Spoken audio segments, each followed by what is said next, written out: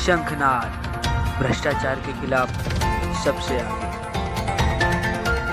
नमस्कार दोस्तों, मैं मनोज विद्यार्थी कैमरामैन नंद किशोर जी के साथ में आज यहाँ पे आया हूँ संत श्री आसाराम बापू जी के आश्रम रायता में। और यहाँ पे तेजस्वी युवा शिविर का आयोजन किया गया है। यहाँ पे मुंबई के हर क्षेत्र से युवा आए हैं और यहाँ पर मैं युवा से जानने की कोशिश करूँगा कि आखिर ये शिविर में युवाओं को क्या सिखाया जाता है और कुछ मैं साइंटिफिक मुद्दे पर बात करूँगा। तो सबसे पहले मैं आपका परिचय जानना चाहूँगा। हरिओम, मेरा नाम महेश जोशी है और मैं बापूजी से पिछले 17 सालों से जुड़ा हुआ हूँ। और बापूजी के संपर्क में आने के बाद मुझे बहुत सारे अनुभव हुए हैं। मेरे जीवन में एक आध्यात्मिक क्रांति ही हुई है, समझ लीजिए आप। जिन विषयों को मैं अपने स्कूल लाइफ में, कॉलेज लाइफ में या जीवन में अपने दीक्षा के समय से पूर्व नहीं समझ पाया था, उन विषयों को भी मैं गुरुदेव की शरण में आकर समझने में सक्षम हो पाया हूँ। और ऐसा ही हमारे जितने भी साधक हैं। मुझे चलते चलते आप ये बताइए कि इस आश्रम को धरती का स्वर्ग यानी मुंबई का स्वर्ग क्यों कहा जाता है? देखिए, स्वर्ग का अर्थ क्या है? आम बोलचाल की भाषा में जो साधारण मनुष्य समझता है, स्वर्ग का अर्थ ये होता है कि जहाँ पर जाकर उसके सभी दुखों का अंत हो जाए, उसे सुख शांति मिले, परम आनंद की प्राप्ति हो, तो उसी को स्वर्ग कहा जाता है। और इस मृत्युलोक में, इस धरती पर स्वर्ग उन स्थानों कहा जाता है जहाँ पर कि आपको उसी प्रकार की शांति और आनंद मिले। तो मुंबई की ज़िंदगी, जैसा कि आपको पता है, बहुत दौड़ धूप वाली है। मुंबई को माया नगरी कहा जाता है। सब लोग पैसे के पीछे हाय हाय कर रहे हैं।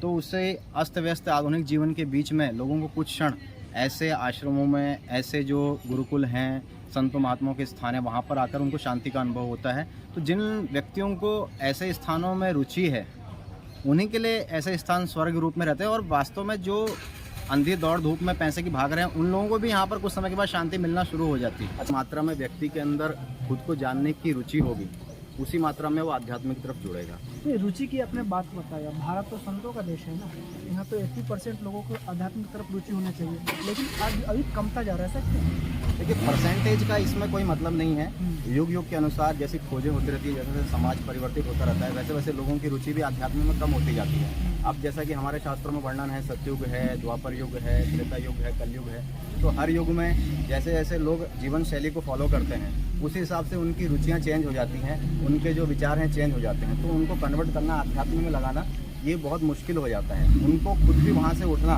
उस समाज से बहुत मुश्किल हो जाता है। क्योंकि क्या बोलते हैं, उनके पास वैसे अगुवे, वैसे संत महात्मा, संतों की वहाँ तक पहुँच नहीं हो पाती, उन तक शास्त्रों की पहुँच नहीं हो पाती है, जिसके कारण कि वो आध्यात्मिक जगत में प्रवेश नहीं कर पाता है। क्योंकि हमसे पहले, संतों से पहले उन तक जो विरोधी ताकतें हैं, संस्कृति विरोधी ताकतें हैं, जो असामाजिक ताकतें हैं, वो पहुँच जाती हैं और वो लोग उनके माइंड को डाइवर्ट कर देते हैं। लेकिन अब तो साइंस भी मानने लगा है आध्यात्म को। देखिए, साइंस जैसे हर क्षेत्र में भ्रष्टाचार है, नेताओं की जगत में हम भ्रष्टाचार सुनते हैं, शिक्षा के जगत में, उसी प्रकार से विज्ञान के जगत में भी भ्रष्टाचार चलता है। कई सारे ऐसे मत हैं, जैसे कि अल्बर्ट आइंस्टाइन या बड़े बड़े जो वैज्ञानिक हैं, जिन्होंने अध्यात्म को भी अपने वैज्ञानिक आविष्कारों से सिद्ध कर दिया है। पर उनसे भी जो दूसरे वैज्ञानिक हैं, जो लोग की आध्यात्मिक जगत से किसी प्रकार का सरोकार नहीं रखते या उनको श्रद्धा नहीं है भगवान या आध्यात्मिक विषयों में, वे लोग उनसे कन्नी काट लेते हैं। उन वैज्ञानिकों के तर्कों को वो झुठला देते हैं कि भाई इसमें कोई सत्य नहीं है। तो वैज्ञानिक जगत के अंदर भी भ्रष्टाचार फैल सकता है। आध्यात्मिक जगत के अंदर जो प्रवेश करने के लिए यही भ्रष्टाचार लोगों को रोक देता है। क्योंकि लोग क्या है, वैज्ञानिक जगत में, वैज्ञानिक जो आधार को मानकर ही कई लोग आध्यात्मिक जगत में प्रवेश करते हैं। तो कुछ वैज्ञानिकों के द्वारा गलत उनको मार्गदर्शन किया जाता है। जैसे कि हम कहते हैं कि धर्म के क्षेत्र में अंधविश्वास है, तो इसी प्रकार का अंधविश्वास विज्ञान के क्षेत्र में भी हो सकता है लोगों को। जैसे उदाहरण के रूप में आप लोगों को पता होगा, आज घर में जो भी टूथपेस्ट आप करते हैं, सभी का नाम कोलगेट रखा गया है। तो शुरुआत में एक ऐड आता था टीवी के अंदर, जिसमें कि एक वैज्ञानिक जैसे वस्त्र पहना हुआ व्यक्ति और कोलगेट का ऐड करता था कि कोलगेट दुनिया का सबसे बेस्ट टूथपेस्ट है। तो वास्तव में ऐसा कुछ भी सत्य नहीं है, लेकिन लोग उसी की बात को सत्य मानकर कोलगेट ही सबके घर में टूथपेस्ट हो गया। और आज की डेट में सभी लोग कोलगेट को ही, कोलगेट नाम से ही टूथपेस्ट को बुलाते हैं अपने मंजन को। तो विज्ञान, जैसे उदाहरण के रूप में फेयर एंड लवली है, ऐसी दूसरी भी सौंदर्य प्रसाधन की क्रीमें हैं। ये कोई व्यक्ति को गोरा नहीं कर सकती हैं। अगर ये गोरा कर सकती, इनके जो वैज्ञानिक जो आधार देते हैं या जो प्रमाणित करते हैं कि हमारी क्रीम बहुत अच्छी है, क्या ये किसी अफ्रीकन, किसी निग्रो आदमी को गोरा कर सकती हैं? लेकिन फिर भी अहम सवाल, आपने देखा होगा कि प्राकृतिक ने मनुष्य को भी बनाया है, पशु पक्षी को भी बनाया है, जीव जंतु को भी बनाया है। जीव जंतु आज भी अपने रूटीन के अनुकूल चलता है, लेकिन मनुष्य चेंज हो गया। ऐसा क्यों? देखिए, मनुष्य जो पशु हैं, ये लोग पूरे के पूरे प्रकृति के अधीन होते हैं। इनको चलाने वाली इनकी जो भी जीवन शैली है वो सारी की सारी प्रकृति के अधीन होती है। प्रकृति ही आधार है इनके जीवन का, भोजन का, इनके रहन सहन का, इनके समाज का, जो भी इनका समाज रहता है। तो प्रकृति के अधीन होने के कारण इनका स्वास्थ्य। और क्या मनुष्य अपने पर डिपेंड हो गया क्या? मनुष्य क्या हो गया, मनुष्य अपने आप को ही करता धरता समझने लग गया है। समझ रखा है, लेकिन ऐसा है। तो प्रकृति की है। हाँ जी, बिल्कुल। तो क्या है, थोड़े से वैज्ञानिक आविष्कार करने के कारण ऐसा आप बोल सकते हैं कि मनुष्य के अंदर एक प्रकार का अहंकार आ गया, घमंड आ गया है कि वो प्रकृति को ही ललकारने लगा है। थोड़ा चांद पर या दूसरे ग्रहों पर उसके यान पहुंच गए हैं तो वो सोच रहा है कि उसने पूरी प्रकृति को, पूरी दुनिया को जान लिया है। ये तो पहले नारद जी भी कई लोगों में लोकांतर करते थे। देखिए क्या होता है, अभी के लोगों को ये शास्त्र की बातें हैं, लोग इनको गलत कथाओं के रूप में लेते हैं, क्योंकि उनका कोई वैज्ञानिक आधार या कोई ऐसा, जैसे लोगों के आज के जगत में जो विज्ञान है वो भौतिक रूप में ज़्यादा हो गया, भौतिक विज्ञान को विज्ञान माना जाने लगा है। तो वैज्ञानिक रूप से कोई आधार, जैसे कोई विमान या कोई अवशेष उनको ऐसे नहीं मिलते हैं जिससे कि ये प्रमाणित हो कि वो लोग कभी गए थे दूसरे लोगों में। तो इसके कारण क्या है, लोग उन बातों को सिर्फ कथाओं के रूप में लेते हैं। वास्तव में ऐसा कुछ नहीं है, वो समझते हैं सिर्फ कथाएं हैं लोगों को मार्गदर्शन देने के लिए या लोगों को भटकाने के लिए, अंधविश्वास फैलाने के लिए। तो इस प्रकार से जो ये हम ये समझते हैं कि विज्ञान अध्यात्म के द्वारा लोगों का विकास होगा या लोग आध्यात्मिक रास्ते में चलेंगे, पहले हमको इन कथाओं वाले जो बताए गए हैं, जो प्रसंग हैं, इनको वैज्ञानिक रूप देना पड़ेगा। तभी लोग समझ पाएंगे कि भाई इसमें भी कोई एक विज्ञान था, कोई सिद्धांत था जिसके कारण लोग इसका पालन करते थे। अच्छा, मैंने एक चीज़ और देखा है, जैसे आपने बोला कि पशु पक्षी जीव जंतु जो भी है उनको प्राकृतिक फॉलो करते, प्राकृतिक उनको चलाती है। मनुष्य को प्राकृतिक चलाता है, लेकिन लोग कुछ वैज्ञानिक की वजह से अहंकार आ गया लोगों में। लेकिन मानव जीवन ऐसा है कि यहाँ पे बहुत पिछलन है, फिर भी अगर आत्म साक्षात्कार होता है या ज्ञान होता है तो मानव की होता है। ऐसा क्यों? कोई पशु पक्षी भी नहीं हो पाता। देखिए, मनुष्य के अंदर प्रकृति ने अलग से बुद्धि दी है, सोचने समझने की शक्ति दी, जो पशुओं के अंदर, पक्षियों के अंदर नहीं रहती है। वो लोग सिर्फ उनके अंदर साधारण बुद्धि रहती है अपना पेट भरने की, अपने बच्चों को पालने की। पर मनुष्य के अंदर वो अलग से नई रचना कर सकता है, ठीक है, क्रिएटिविटी होती है उसके माइंड के अंदर। तो इसके कारण उसके अंदर ये योग्यता होती है कि नए विचार को समझ ले और उसके अनुसार चल सके, अपने जीवन को ढाल सके। इतना योग्यता होने के बावजूद भी मनुष्य आजकल जो अपने दिनचर्या में जो व्यवहार करता है वो कहीं ना पशु से भी गया गुजरा होता है। वो इसलिए कि देखिए, शास्त्रों में हमारे बताया गया है कि जो वास्तविक रूप में जिस प्रकार से संभावनाएं मनुष्य के लिए बहुत ज़्यादा है, उसी प्रकार से उसके गिरने के लिए भी वही संभावना है। जैसे एक शक्ति होती है अपने आप में, वो अच्छी बुरी नहीं होती है। मन भी एक शक्ति है, ठीक है। जैसे परमाणु बम है एक शक्ति है, लेकिन आप उससे परमाणु ऊर्जा से आप बिजली भी बना सकते हैं और बम भी बना सकते हैं। तो उसी प्रकार से व्यक्ति इन जो उसकी बुद्धि है, ठीक है, जो उसको प्रकृति ने दी हुई है, बहुत ज़्यादा सोचने समझने की शक्ति, जो मानसिक शक्ति दी हुई है, इसका दुरुपयोग भी कर सकता है और सदुपयोग भी कर सकता है मानवता के उत्थान के लिए और जीवों के उत्थान के लिए, उनकी प्रगति के लिए, उनके दुखों को दूर करने के लिए। तो जैसे पानी नीचे की तरफ जल्दी गिरता है और ऊपर उठना उसमें मुश्किल होता है, उसी प्रकार से हमारे शास्त्रों में बताया गया है कि मन इंद्रियां ऐसे भी व्यक्ति को पतन की ओर ही लेके जाती हैं। तो अभी ज़्यादातर कलयुग के अंदर वैसे ही साधन ज़्यादा मौजूद हैं जो व्यक्ति को पतन की ओर ले जा रहे हैं, और उसको वैसे ही अगुए, उन्हीं लोगों को लीडर मान रखा है मनुष्य ने। जैसे मैंने बताया आपको पहले भी कि रुचियों के अनुसार व्यक्ति अपना जो भी है कार्य करता है। तो जिस फील्ड में उसको रुचि रहती है वो उसी के फील्ड के जो अगुए लोग हैं उनको अपना लीडर समझ लेता है और उन्हीं का अनुसरण करता है। तो जब तक उसके फील्ड के लोग जिनको अगुआ मानता है वो लोग सही रास्ते पे नहीं जाते, या संतों की शरण में नहीं जाते, या शास्त्र या धर्म की शरण में नहीं जाते। जैसे कि एक हमारे यहाँ दोहा बना हुआ है कि धीरज धर्म मित्र और नारी आपातकाल परीक्षाचारी। आप वास्तविक में धार्मिक हैं, इसकी परीक्षा कब होगी?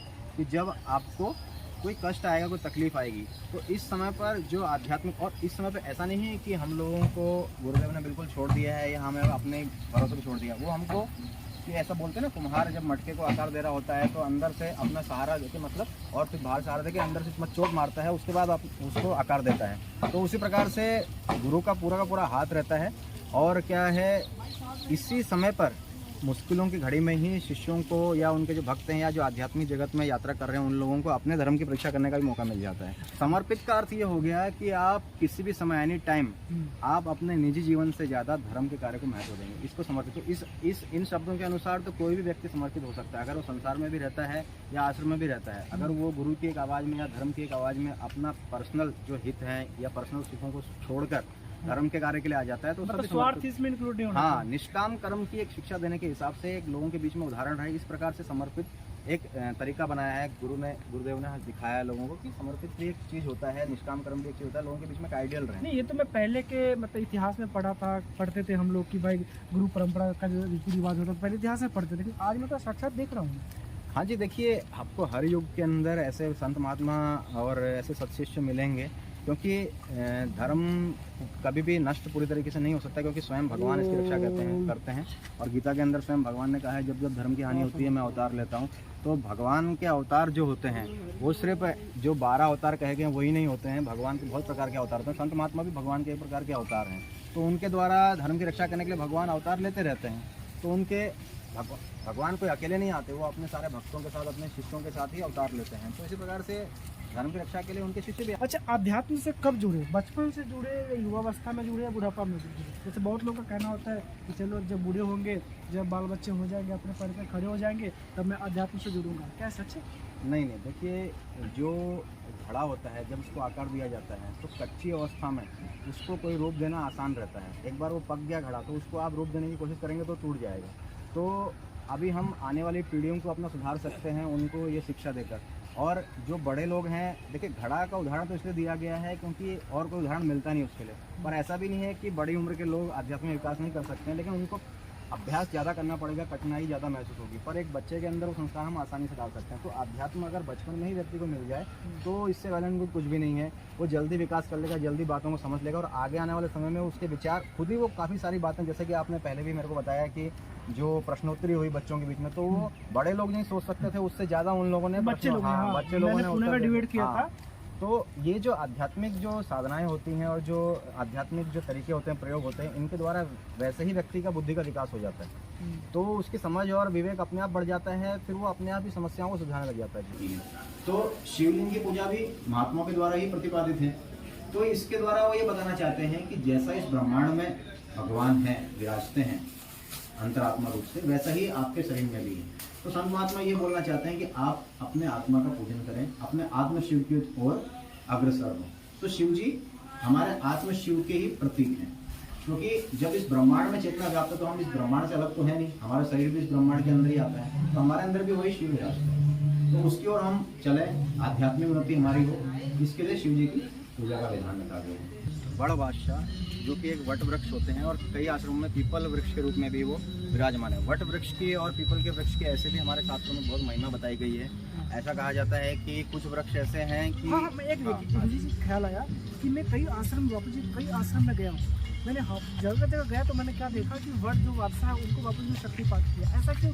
बड़ बादशाह को बापू जी ने क्यों शक्तिपात किया? देखिए, शक्तिपात करने के पीछे बापू जी का ये उद्देश्य है कि हर समय गुरुदेव मौजूद आश्रम में नहीं रहते हैं, तो लोगों की जो सांसारिक जो समस्याएं रहती हैं या जो भी उनको जीवन के अंदर जो भी दुख तकलीफ आती है, तो ऐसा कोई एक साधन होना चाहिए, ऐसी कोई शक्ति होनी चाहिए जिसके द्वारा उनकी वो समस्या मतलब कि सॉल्व हो सके और वो अपना आध्यात्मिक साधना बराबर तरीके से कर सकें। क्योंकि अगर व्यक्ति के जीवन में लगातार सांसारिक समस्याएं बनी रहेंगी तो आध्यात्म की तरफ उसका ध्यान नहीं जा पाता है, वो बेचारा समय नहीं दे पाता है।